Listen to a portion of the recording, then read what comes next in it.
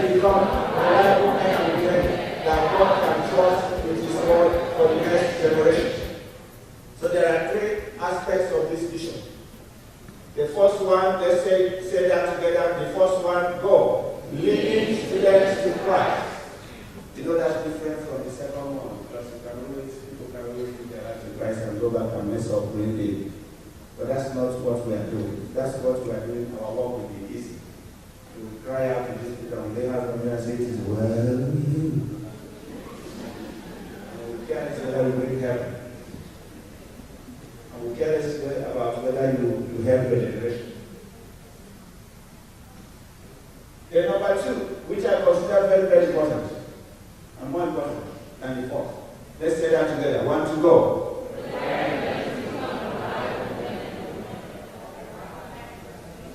Reliable men and women, dependable people that the Holy Spirit can trust and send, and be sure that they won't mess up. People that will live this Christian life for 1 year, 2 years, without entering into the ditch of Satan. People we can be assured of that when we say go, we know that the whole heaven is backing them. They are not going to do civilian business. Soldiers, working soldiers is civilian affairs. That's why the Bible says, do not entangle yourself with civilian business. Amen? God is looking for whom to trust. Whom shall I send? That's the question he's asking all the time. So we're talking about reliability. Until you become a reliable Christian, you are a food for Satan. What did I say? Until you become a reliable Christian, you are what? Food, waiting to be eaten by Satan himself. Then the last one is launching out. You don't just be a Christian for yourself. Some people are just Christians within and for themselves alone. For me alone. They go around enjoying their Christian work. Oh, they will know me and my conduct. That's all right. Who cares about your conduct? Your conduct cannot be better than that of Jesus. Conduct is good, don't get me wrong. Okay? But Christianity that is without voice is selling. Because Christianity is built on the word. Jesus was the word. And word is what you say. Amen? So we're going to loosen our tongues and let our tongue begin to speak. And speak the gospel. Praise the Lord.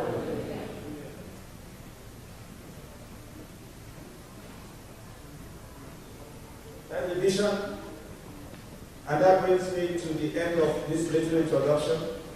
And God has brought all of us together from different churches. I was looking at the list of churches and universities.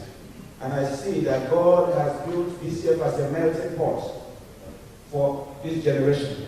And we will melt well, and we will unite well, and we will bond well, and pull down the stronghold of Satan in every college and university in this country. By the year 2025, we are expected to have planted fellowships in all the universities in this country. Amen? By the year 2015, we are expected to have done that in all universities and colleges, and possibly high schools. It's an ambition that will come God can accomplish. Somebody say amen? Amen. Our God is good. I won't hold us any longer. I'm going to invite my father in the Lord, like I said, Pastor John Oluwatimire, to come and give greetings to all of us. The father's greeting is good. Pastor. Everybody around the platform.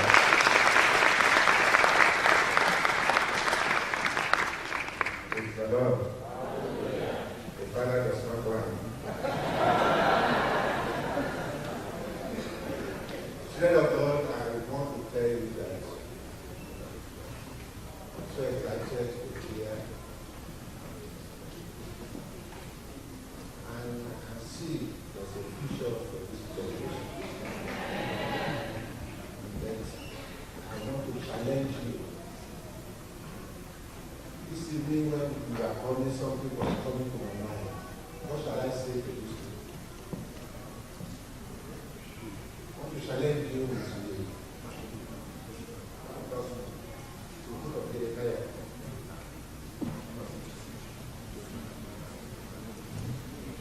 Jeremiah chapter 6, verse 16. And I want you to bear this in mind. If you can find it, put it on the doctrine or somebody should read it to Matthew. Yes. Thus says the Lord. Now, all of you that are here, I greet you in the name of the Lord. I salute you.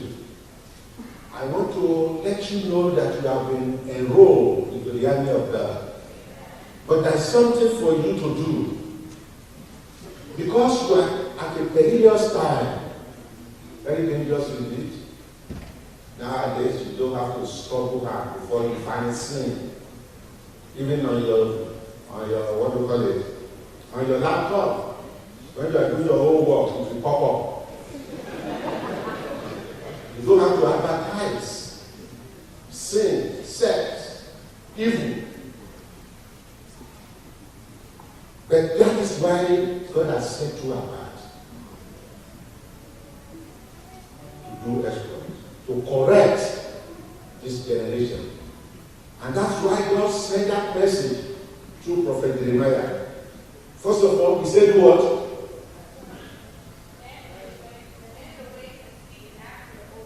Stand in the way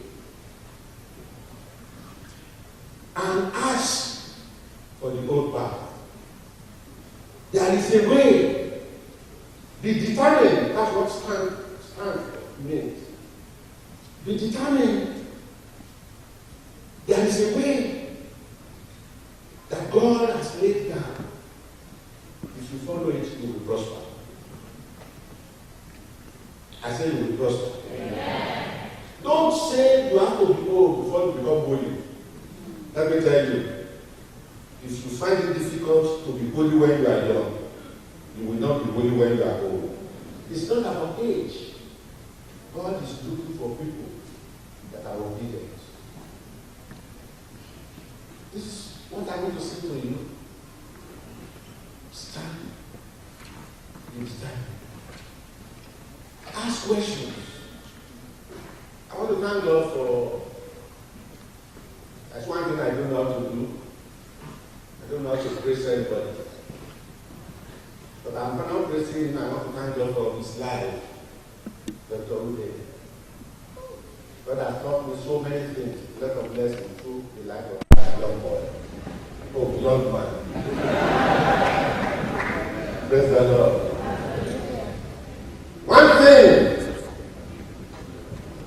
that I've learned, when you are focused on the assignment God has given to you, there will be storm, there will be wind, there will be healing. Guess what? Because it is of God, you stand. Last year, you were in Greensboro. Yes or no? You almost tore down our church here. That's why you are here this year. I can assure you next year you will be more than this. I want to thank God for his life, for his dedication, for his work. I don't know where he gets his strength. I don't know whether he sleeps. But one thing that has not happened, the wife has not come to me to complain. But I know that he's doing a good job. Praise the Lord. I want to thank God for all the men of God, all our brothers and sisters, particularly my brother Cosmas.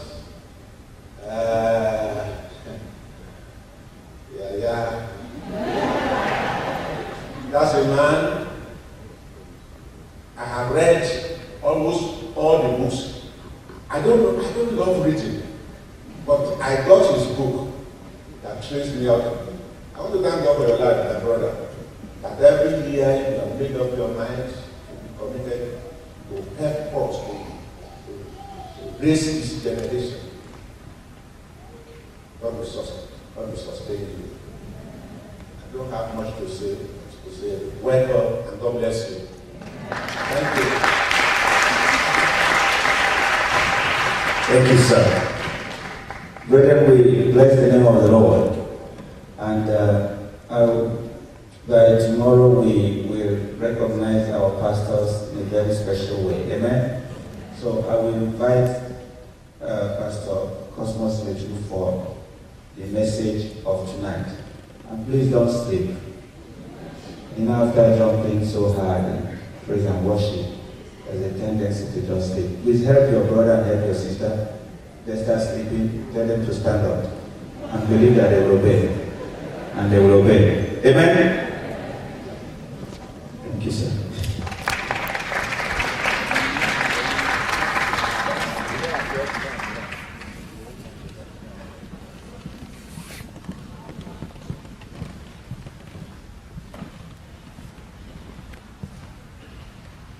Hallelujah. We shall have revival cause what it may. Is there any bigger amen? I want a charismatic amen. Praise the Lord. It's my joy to be here one more time. I have every reason not to be here. I'm supposed to be ministering at Pentecostal Fellowship of Nigeria National Conference. All of us are meeting in Abuja now. But I made a pledge to God 5 years ago. I'm going to spend the rest of my life giving attention to the younger leaders. That's the reason why I'm here. I'm going to face a query from the PFN president because I also serve in the executive why I didn't come. I didn't tell him I wasn't going to come because he would say no. And if he says no, I'm bound to obey him because I'm an obedient person. So I thought the best way to get it done is to just get away. When I come back, we sort that one out. Therefore, this conference is so important to me. Not because it's organized in the US, but because so many young people are gathered together. And I have pledged to God that I will make any sacrifice that I can make to go to anywhere in the world where I will find younger leaders and to be able to share my experiences with them. I do that in Nigeria. I go to all the campuses that's available. Anyone that opens door for me, to go and to stand out from the crowd program. I tell young people you can be different. You don't follow the Joneses. You don't follow the crowd. You don't live your life just to be another face in the crowd. There's a destiny tied to your life. And you need to process that destiny. Otherwise you will be counted as if you never lived. And God is going to help all of us as we continue to pursue that in Jesus' name. Amen. So I thank God and I thank George and I thank all of you who are involved in this great vision. It is something very tremendous. And I keep talking about it anywhere I go. In Europe, in Asia, in Africa, anywhere. That something God is in the US is going to be wonderful. And I want to tell you that in the next couple of years, when the fullness of God's mind concerning this is revealed, you will wonder what God is going to use you to do. Don't ever think of yourself as a small boy, a small girl. I was like that many years ago. September 17, 1977, I came to University of Ife to read biochemistry. November, I got born again. And I lost interest in academics. It took me 7 years to graduate. Can you imagine that? Because I missed exams. I missed tests. Because I was more interested in preaching the gospel than going to the laboratory.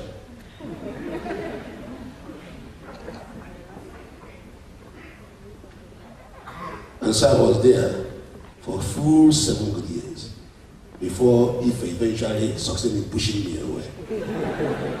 Because they wanted me to give chance to some other people. However, I have made up all of those things I lost out in the academics. I have made all of them up completely. Praise the Lord. But then we did some very great work that are literally hundreds of thousands of Nigerians today who gave their life to Christ because we obeyed God as small boys. Peter was my guy in those days. He used to call me my son Cosmas. Don't mind him. He followed me up when I gave my life to Christ. And he made sure I didn't backslide. Even though I tried to backslide a couple of times. Because I like beer. And he didn't like it.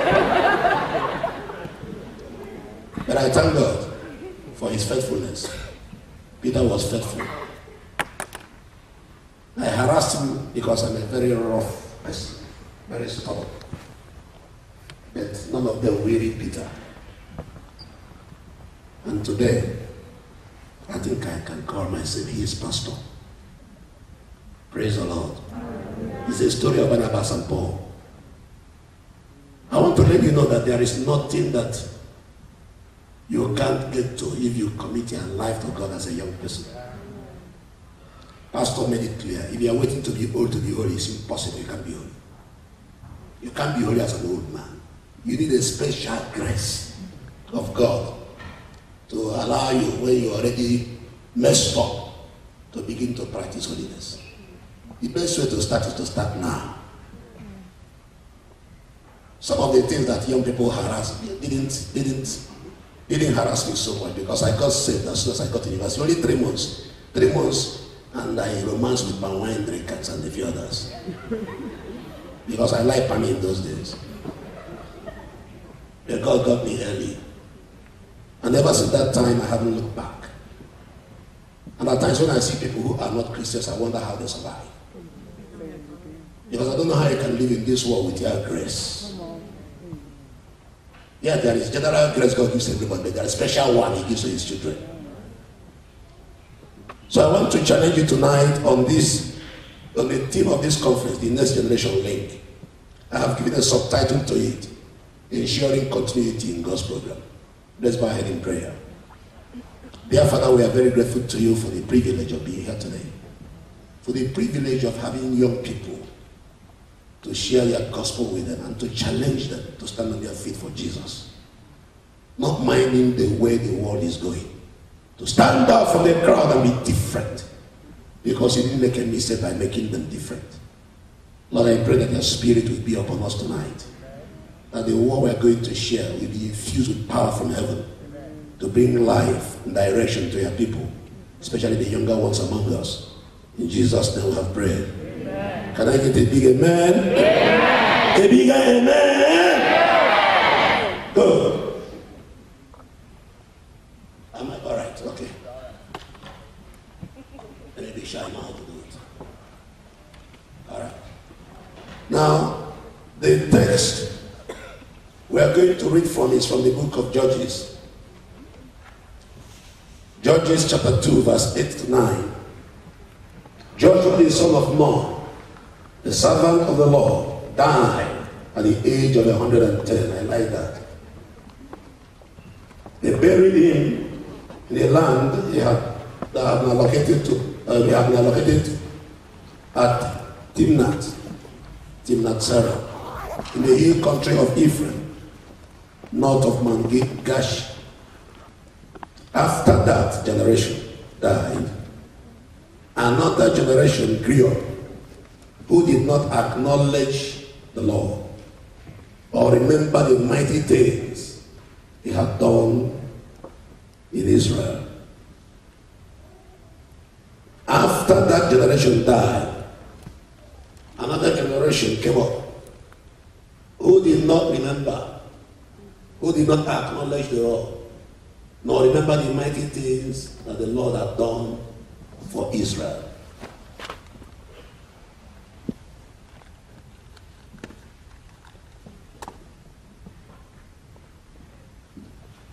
What you see on that slide is a relay race. How can a generation effectively hand the baton to the next in order to ensure continuity in God's program? That is what we want to share. We are on a race. One generation runs its own path, gives the baton to the next person to run their own.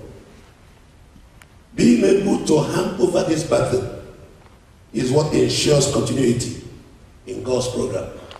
And whenever we fail at doing that, we get into trouble. And the best way we can do that is through effective evangelism and discipleship. Sorry, I'm still trying to master which direction of the press. The second way we're going to do it is through intentional trans-generational leadership development.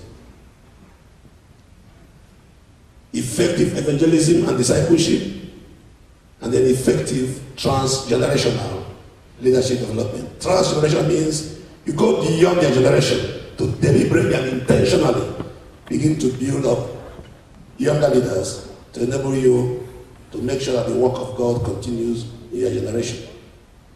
If you remember the story of Joshua and his people, the Bible says after that generation died, death is a reality in human affairs.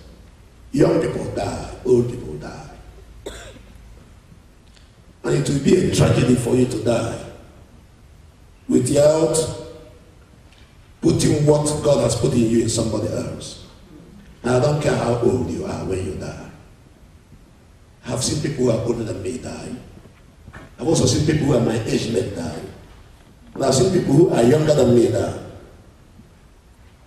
So anybody can die anytime. And the earlier you come to grips with that reality, and that before that time comes, which you don't know, because if you know, you can plan your life. But I don't know when I'm going to die.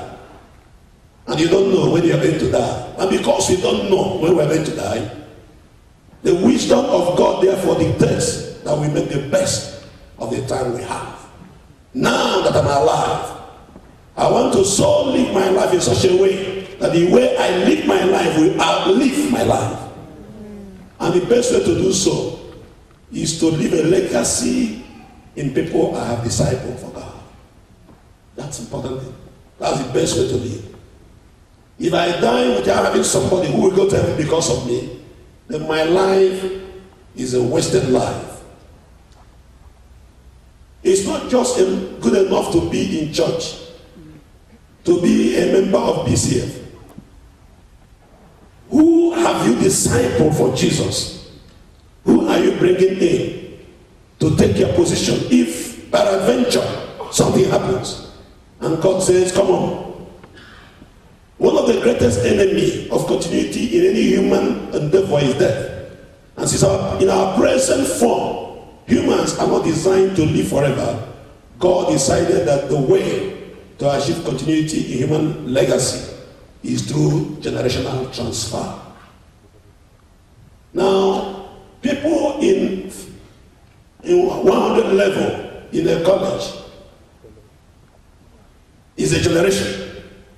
And people in 200 level is a generation. People in 200 level are supposed to be older, more mature, more experienced, because they've been there for 1 year. They're supposed to impact on the coming generation. And in that way, you will discover that each year there will be a group of people who are ready to serve God. We have been in campus ministry for a long time in Nigeria. Since I entered university today, we are still very much in it.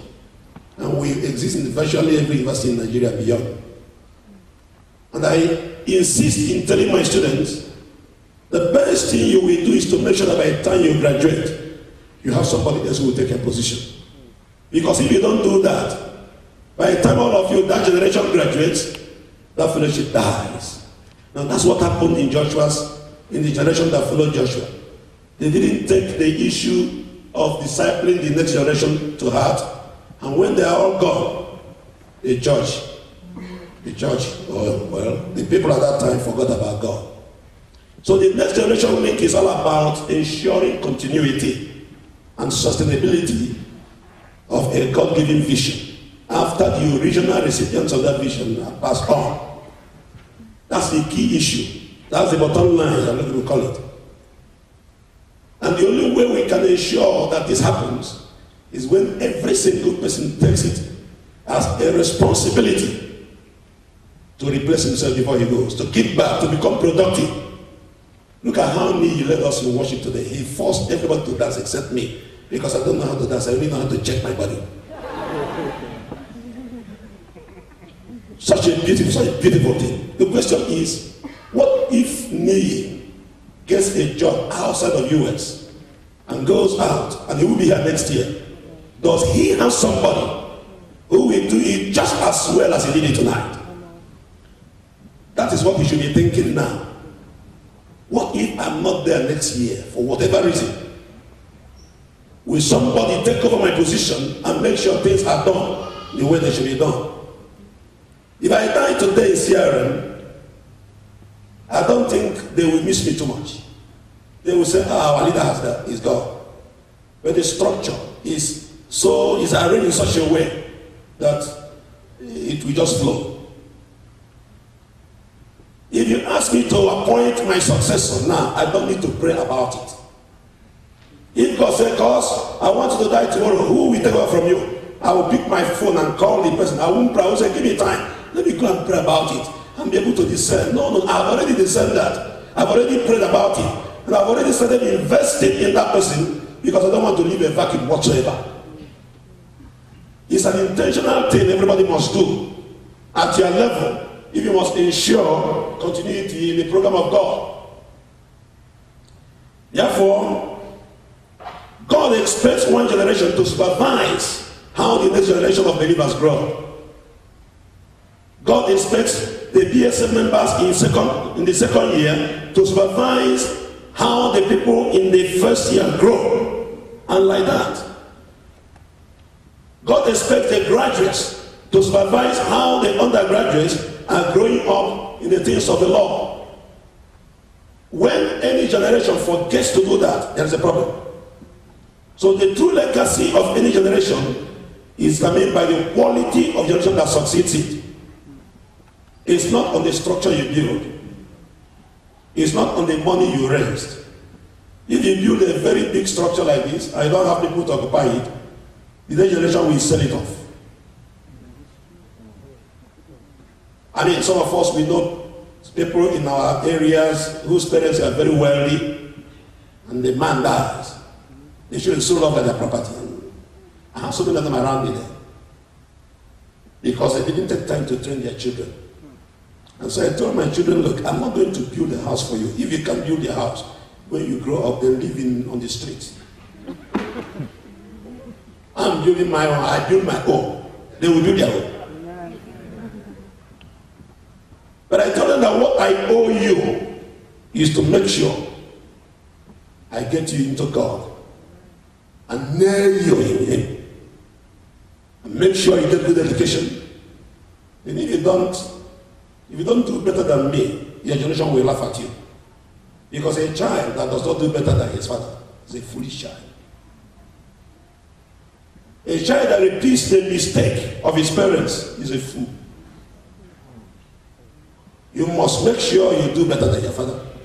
And you must make sure you don't repeat the mistakes of their parents, because they never had the education you had. They didn't have the opportunity you had.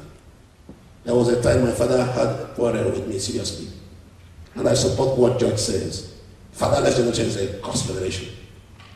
And I don't care what people say about that. Everybody needs a father. If you don't have one, go and create one for yourself. You need one. And Papa said, because the worst thing that can happen is when a child grows up, he won't ask what his father did. I said, Papa, I did that. I asked what you did. And I surpassed beyond I did. I'm doing more than you did. He said, why do you say? Because you didn't go to university. But you sent me to university. So you don't expect me to repeat your mistakes. I have looked at what you did, and I have seen that some of them are not proper. If you had my exposure and my experience, you wouldn't do them. And said, Papa, I won't repeat that because it was a mistake. He said, Papa, have you been to America before? He said, look at me, I have traveled this world. I've been to all the continents of the world. I've been everywhere. I've been so many places. You think all of those I haven't acquired experiences? So all of those experiences are to help me do better than you do. Papa called Israel and said, now I know that I have a wise son So when he was about to die, his friend said, won't you write to him? He said, no, Cosmas will take care of everything very well. Because he got convinced before he died that he didn't train me for nothing. If you go back and return back home and repeat the mistakes of their parents, you're a foolish person. You should do better than they did. Because you have better education than they did. More opportunities. Look at all kinds of computer, all kinds of technology that's available today. Your parents may not have used them. Even if they do use them, the modern ones, things are coming up every day. Every day new things come up. So it's a challenge I'm putting before you today. That the true legacy of any generation is determined by the quality of the generation that succeeded. That is why I'm interested. My generation in my country is a Western generation. There is nothing we can do for Nigeria any longer. I don't think there is a hope of my nation is my generation. And so I told God, I must play my role to prepare the next generation who will do better than me. That is why we started school. That's why we're pursuing university right now, because we're going to do it differently than my generation is doing that. All right? And in our secondary school, in our high school, is the best high school anywhere. Well, some people say they are kids from the US and UK that won't study there. It's corruption-free. Nobody cheats, nobody steals. Nobody does anything. It's corruption-free. And I tell you, they all pass their way and they all pass their job. They move from school to university. 100% pass every year. And we have done that now for 3 consecutive years. And we're going to do that because I teach in that school once every month. Second Sunday of every month, I'll be there to talk to all the teachers. And what do I tell them? We didn't study school to teach chemistry and physics, mathematics and English. All the schools in Nigeria do that. There is one extra thing. That is a Jesus presence, the character issue, the godly issue, the godliness issue, the spirituality issue. Because God told me, create a good spiritual environment for the children, they will do well academically. That's what I'm doing. So my business is to make sure that the atmosphere spiritually is okay, and then the teacher will teach them chemistry and they will pass, and they will do well. This is very important to me.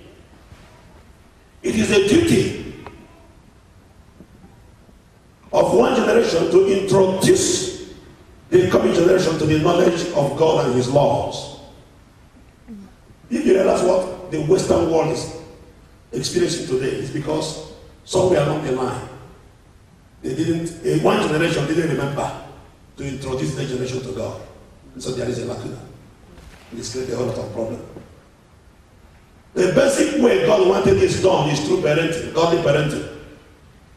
And of course, you know that if you go back to Genesis, you discover that the way God wanted the world to be evangelized, to be discipled, is through parenting. The church came in because there was sin.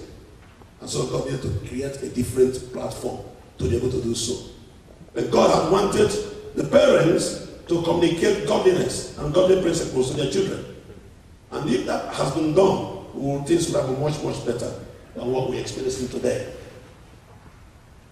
In the book of Deuteronomy,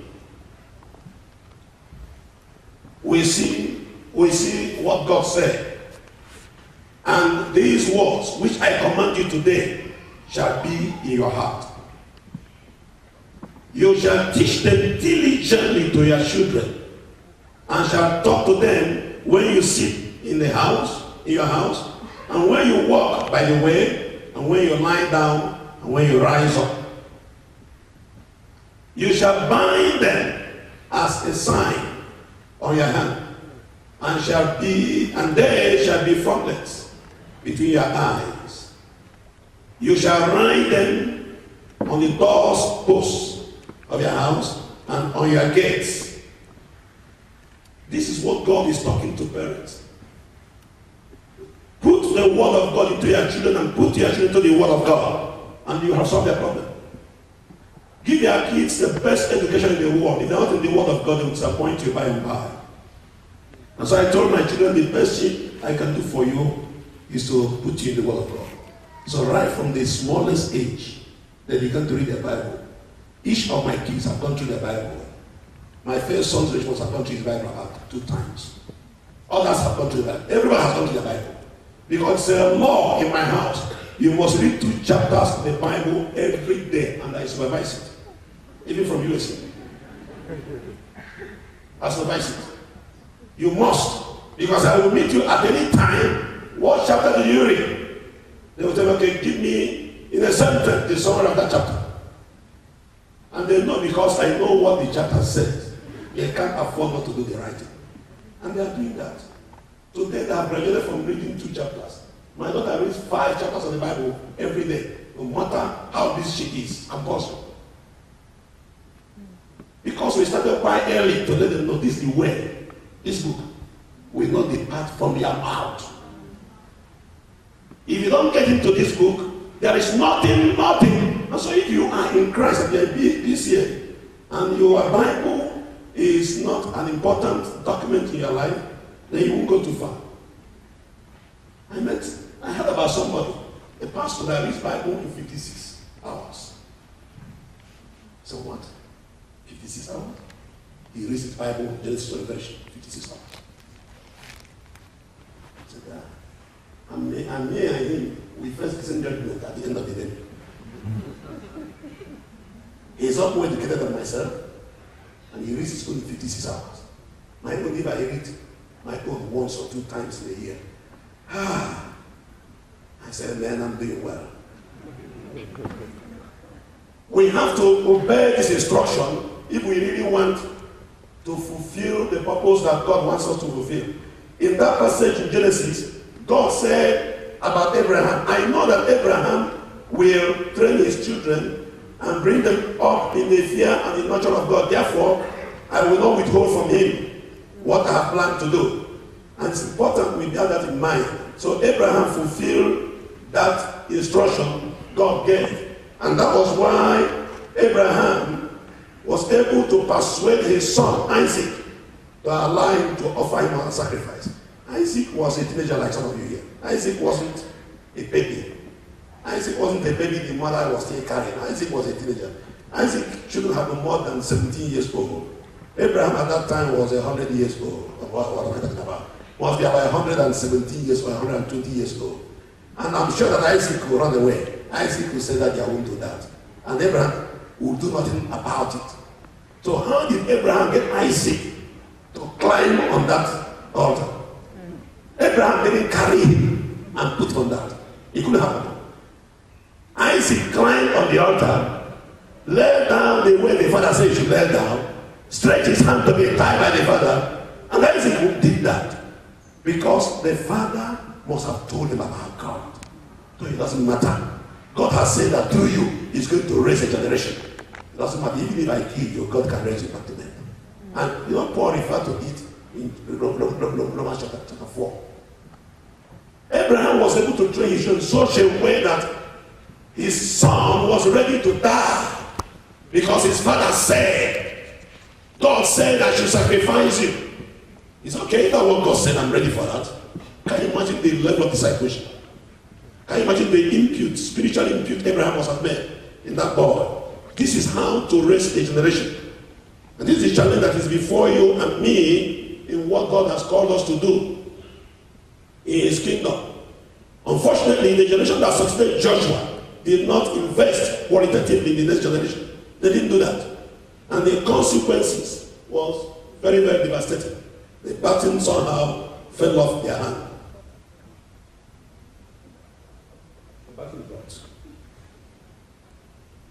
Moses was able to hand the baton correctly to Joshua. Joshua was able to hand the baton to the people that remained when he died. But that generation, by the time the last man died there, they weren't able to hand the baton to the other. And the baton dropped. Some of us are particularly in relay. Once the baton drops, that's the end of the game for you. Even if you eventually run and become first, you have lost. How more do we make sure we don't drop the baton? When the baton dropped, there is a break in the link. There was a lacuna, a missing link occurred. And that was the problem. What was the result? The result was that another generation grew up that did not acknowledge. And I would like to take note of the word acknowledge. Because they knew about God, but they refused to accept what they know about God. That's me. It's not that they didn't know about God, they do.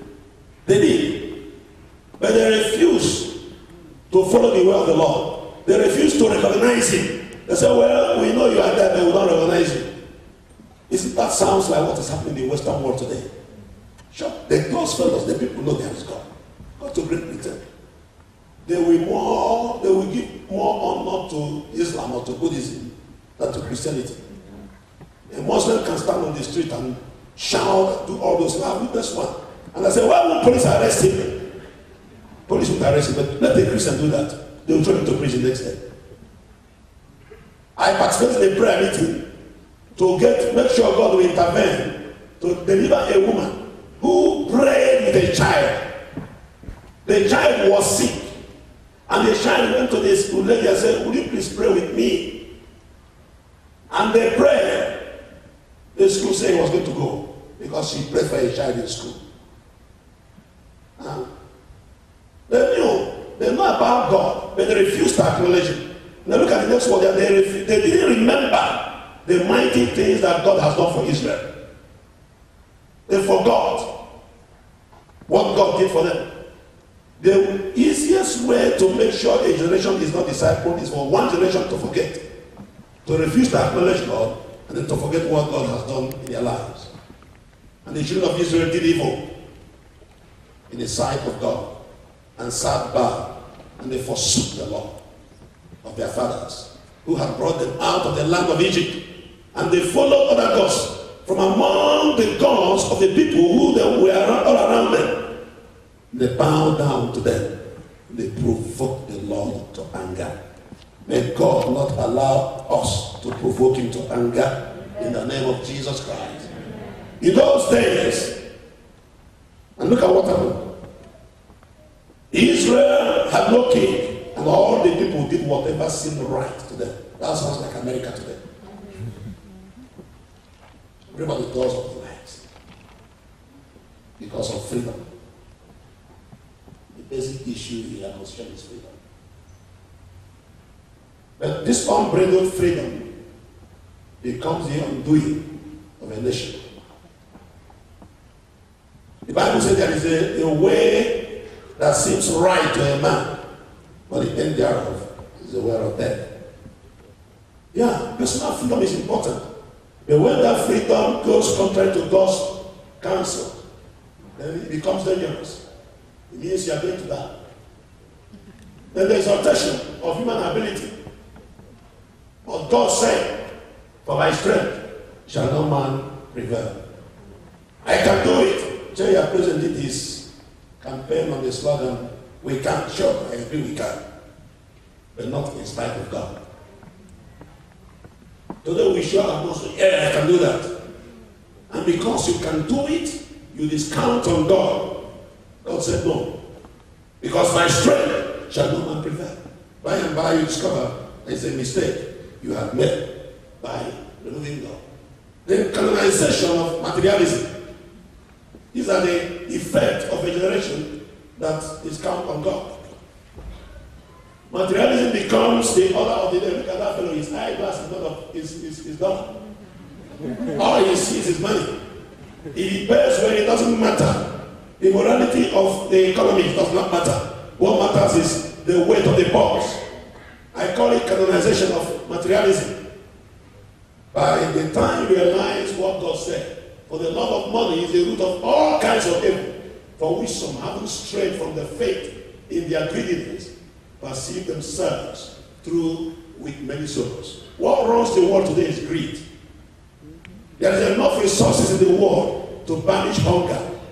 The food you will throw away in a month in America can banish hunger enough. Can make sure that Sudan people eat well all the time. So it's not issue of lack, it's issue of greed. It's greed that runs the world economy. IMF and all those are all based on greed. But God is going to disappoint all of those. Pluralism of belief. That's what happened. When people discount on God, all religions have redemptive impact, have redemptive salvific content. It is not true. Buddhism, Islam, Christianity, New Age, Mormon, they are all important. What this means is that there is no absolute. There is no standard in the